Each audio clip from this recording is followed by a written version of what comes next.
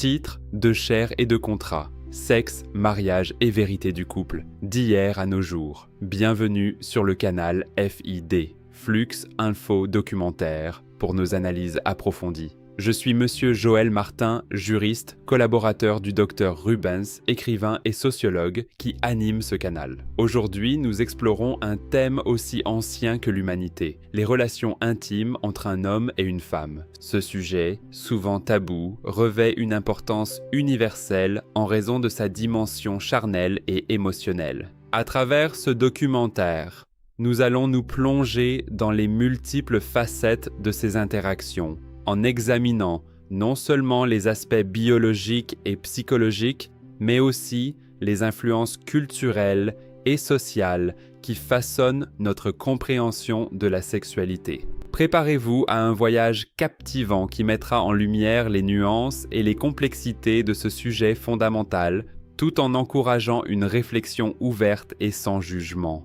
Préambule, de chair et de contrat. Depuis l'aube de l'humanité, l'union entre un homme et une femme s'écrit au croisement de deux forces en apparence inconciliables, la pulsion organique et l'ordre social. D'un côté, la chair, le désir, la biologie, l'intimité brute et universelle. De l'autre, le contrat, l'institution, la loi, la religion, ce fil invisible par lequel la société encadre, valide et canalise l'intimité pour assurer sa propre continuité. Mais qu'est-ce que le mariage, au-delà des parvis d'église et des mairies? Quelle est la véritable finalité de cette alliance qui traverse les millénaires et les continents? Ce documentaire grand format propose de lever le voile sur l'un des plus grands tabous de notre histoire collective. Des rites ancestraux aux bouleversements contemporains, nous explorerons comment l'acte sexuel et l'engagement conjugal ont été codifiés, sacralisés, puis parfois instrumentalisés par les pouvoirs politiques et religieux à travers le monde. Il ne s'agit pas seulement de raconter une histoire de mœurs, mais de mener une autopsie sociologique et philosophique de notre modèle de civilisation. En interrogeant la vérité du couple d'hier à nos jours, nous poserons la question fondamentale. Le mariage est-il le plus beau refuge de l'amour ou l'ultime outil de contrôle social ?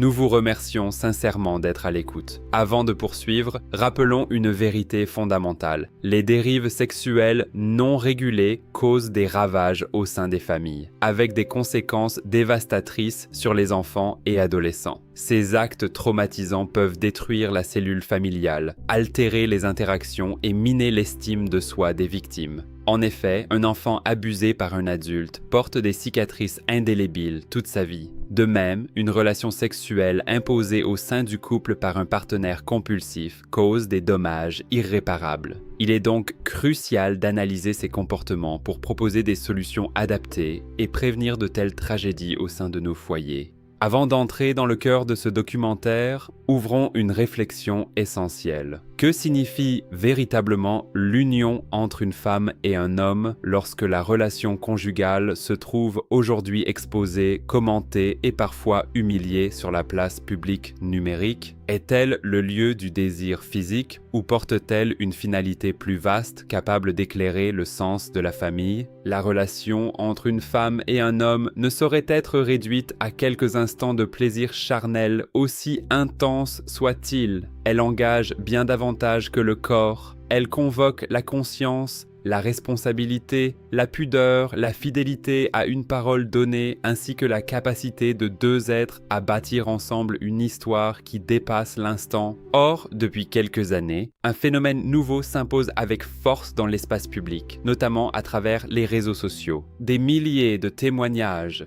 et de vidéos circulent désormais librement, où des femmes exposent leurs frustrations conjugales ou sexuelles et leur déception face à des partenaires décrits comme absents ou maladroits. Ce qui relevait autrefois de la confidence devient aujourd'hui un spectacle et un sujet de dérision collective. Ce phénomène ne peut être ignoré. Il révèle une transformation profonde du rapport entre les femmes et les hommes. La sexualité n'est plus seulement vécue dans l'intimité du couple. Elle est commentée, comparée, évaluée est parfois utilisé comme argument pour justifier l'éloignement, la rupture ou l'infidélité. Certaines femmes, se disant insatisfaites, affirment chercher ailleurs ce qu'elles estiment ne pas recevoir dans leur foyer, tandis que leur conjoint demeure parfois dans l'ignorance de ses blessures, de ses frustrations et de ses transgressions silencieuses. Il serait pourtant trop simple de réduire cette réalité à une accusation unilatérale contre les femmes ou contre les hommes. Elle doit plutôt être interrogée comme le symptôme d'un désordre plus vaste.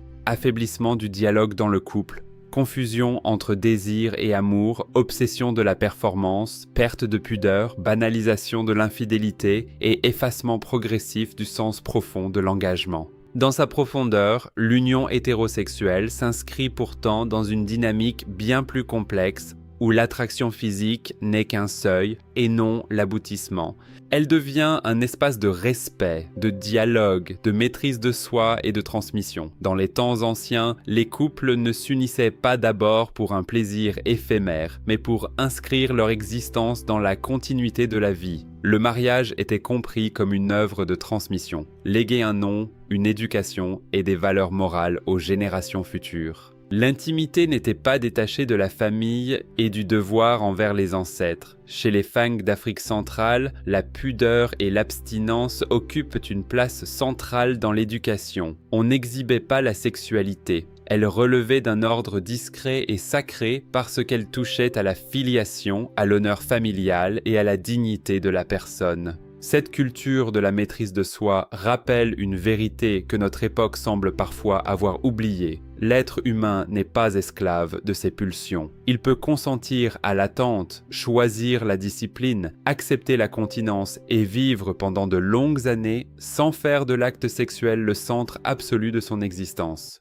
Une telle vision ne méprise pas le corps. Elle le situe au contraire dans un ordre plus élevé, où le désir est appelé à être éclairé par la conscience, orienté par l'amour et assumé dans la responsabilité. Le mariage a toujours été une institution majeure. Il ne représente pas seulement l'officialisation d'un lien affectif. Il marque une promesse, un engagement public et durable par lequel deux êtres acceptent de partager responsabilité, épreuves, pardon et transmission de la vie, selon des raisons qui peuvent varier selon les époques.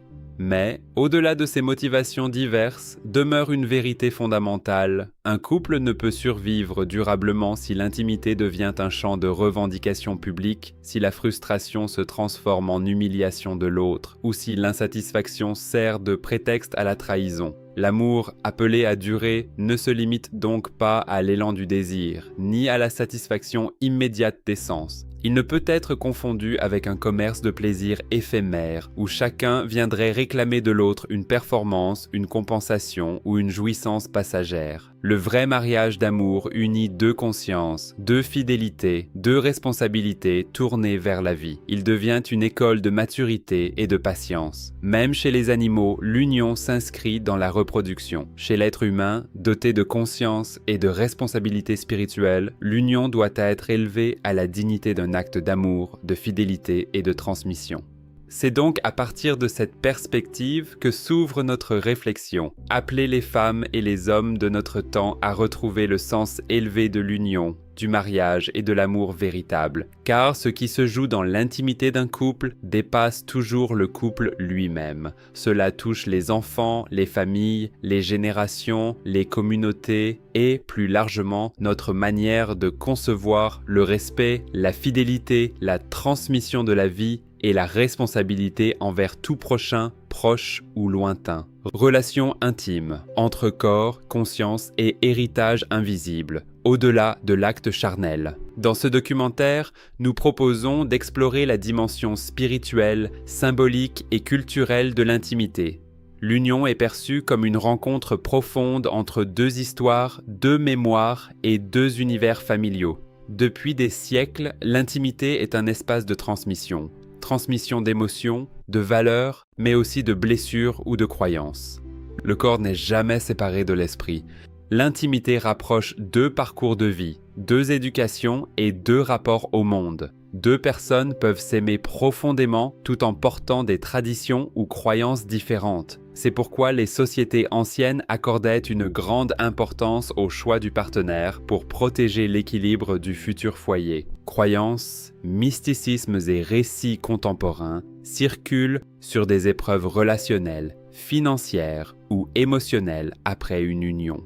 Abordons ces témoignages avec prudence, discernement et respect. L'objectif n'est pas de condamner, mais d'ouvrir une réflexion. Que transmettons dans l'intimité? Comment bâtir une relation saine et responsable? Responsabilité, discernement et santé.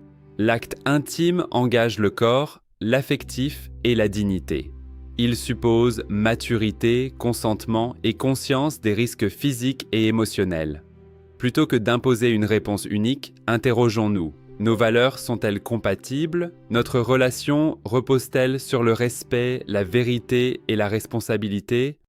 Conclusion. Rebâtir une culture de l'amour responsable. En conclusion de ce voyage au cœur des relations sexuelles contemporaines, un constat s'impose. Le mariage a changé de visage. Pour les célibataires en quête d'un engagement sérieux, la prudence n'est plus une option, c'est une nécessité. Avant de vous lancer dans l'aventure d'une vie, voici les 4 règles d'or pour ne pas déchanter.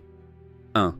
Dépassez les apparences. Ne vous laissez pas aveugler par la beauté physique ou les discours enflammés. Le charme superficiel peut être un piège à court terme. Prenez le temps de découvrir la véritable nature de la personne qui va partager votre vie avant de vous engager. 2. Prenez le temps de l'enquête. L'amour ne doit pas rendre aveugle. Étudiez le passé, les valeurs et le comportement de votre futur partenaire. Si le doute persiste, n'hésitez pas à faire des vérifications approfondies. Mieux vaut prévenir que guérir. 3. Protégez votre avenir. L'époque de nos grands-parents est révolue. Aujourd'hui, les conflits financiers et les ruptures d'intérêts sont une réalité courante. La modernité impose de se protéger mutuellement. Le contrat de mariage, et notamment le régime de la séparation des biens, est désormais un pilier indispensable pour aborder l'union sereinement. 4. Le mot de la fin. Important, mariez-vous par amour, mais signez par raison. En protégeant votre avenir, vous donnez à votre couple les meilleures chances de résister aux tempêtes du monde moderne.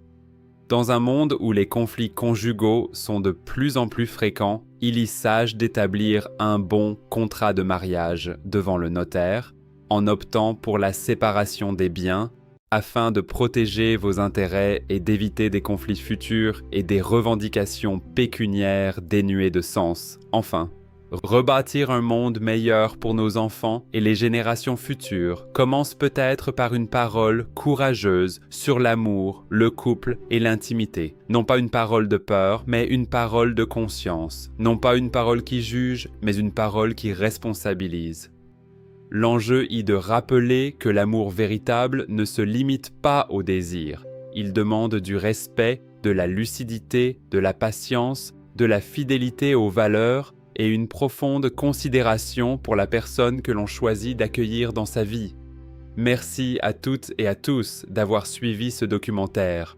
Si ce sujet vous a touché, partagez cette vidéo, laissez un commentaire, aimez la publication et abonnez-vous à nos pages pour continuer ensemble nos réflexions sur la mémoire, la famille, la spiritualité, la santé, la diplomatie, la politique et l'actualité mondiale. Que le Créateur éternel nous inspire sagesse, discernement et paix.